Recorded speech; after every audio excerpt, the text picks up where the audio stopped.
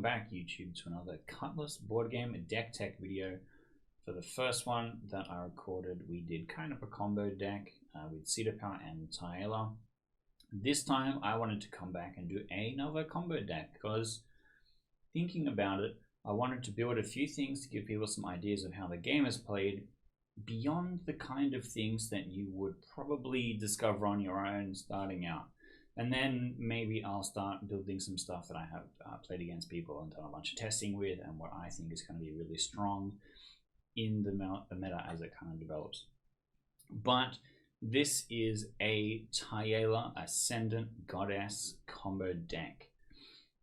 Early on in testing, there was a mono events deck that was insanely broken because of a few key cards that don't exist anymore in those current iterations, but I still wanted that same feel, that same vibe in a deck list, where normally in the game you're building out an engine.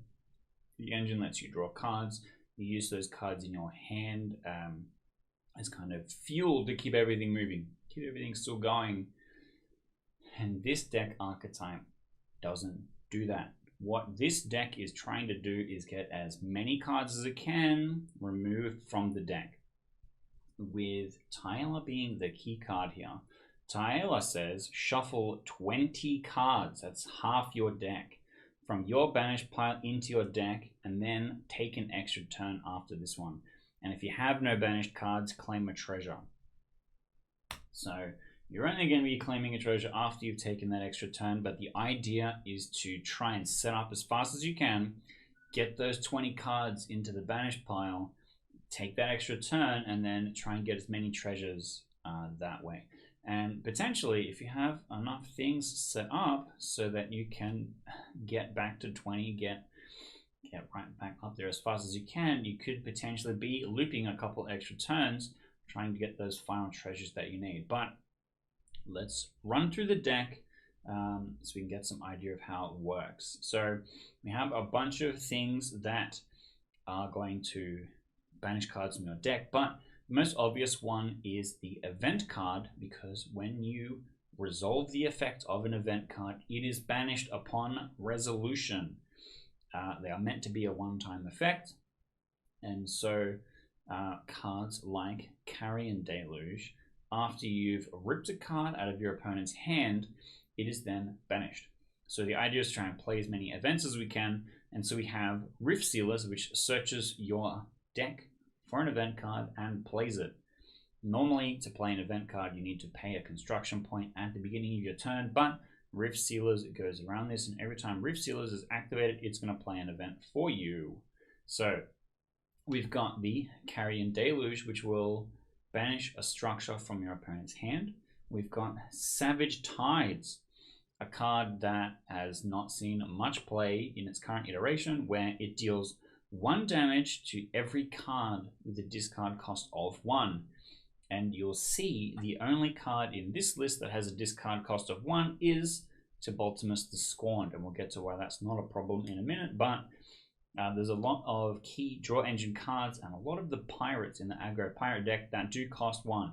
So the idea is that Savage Tides will slow them down, Carrion Deluge will rip out important structures, all while feeding your Banish pile.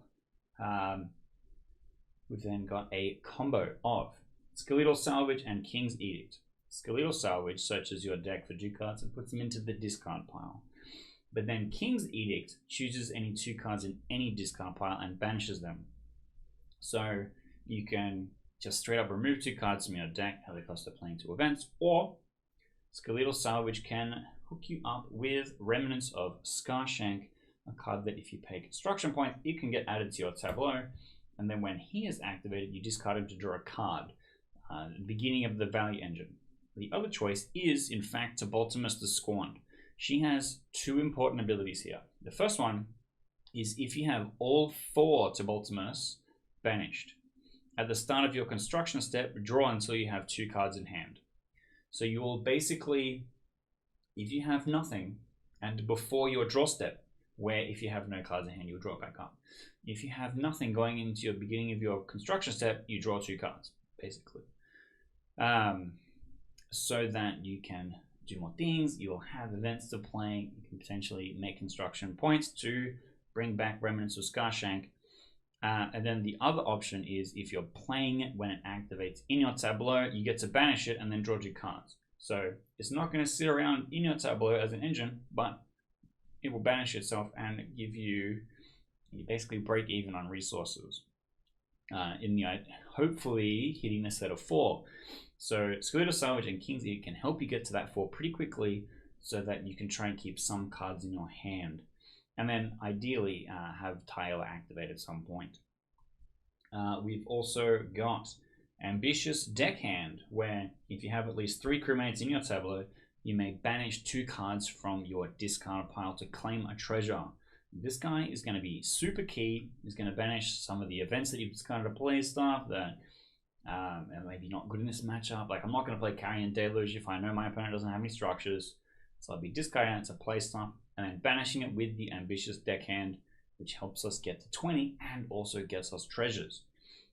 We then have a split 2 and 2 of Galleon Raider and Cannoneer Slacker. Galleon Raider just basically helps us put cards in the discard pile to target with the Ambitious Deckhand and draws us 3 cards.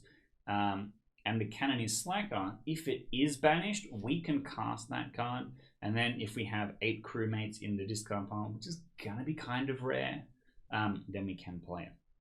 But if we are playing it, it means that if we're drawing 3 cards because we have no cards in hand, we won't be able to play something that costs 3 because you won't be able to discard 3 cards.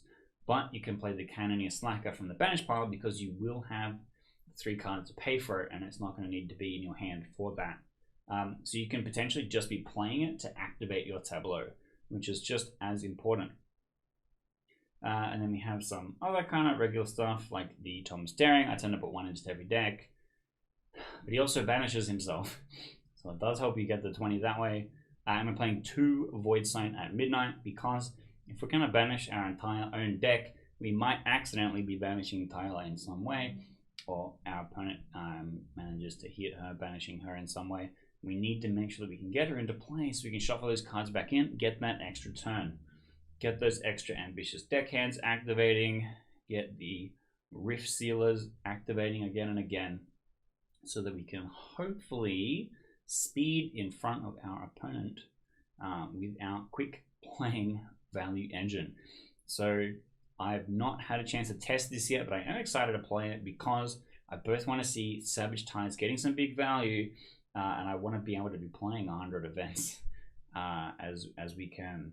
So I'm excited to try that one out. If you're excited to try that one out, go and check out the Discord. I've got the full prints and play available of the game, so you can print out all these cards and try it yourself, as well as it is available on Cockatrice. I have the whole set loaded up on there, so you can play it online for free with other people. So come in, join us in the Discord. It's in the description if you find the link, and come play the game, check it out, and build some stuff. I would love to see what you are all making with this game, but also try out some of these deck lists so you can get an idea of what's going on. And then hopefully I will see you joining me in the Age of Steel.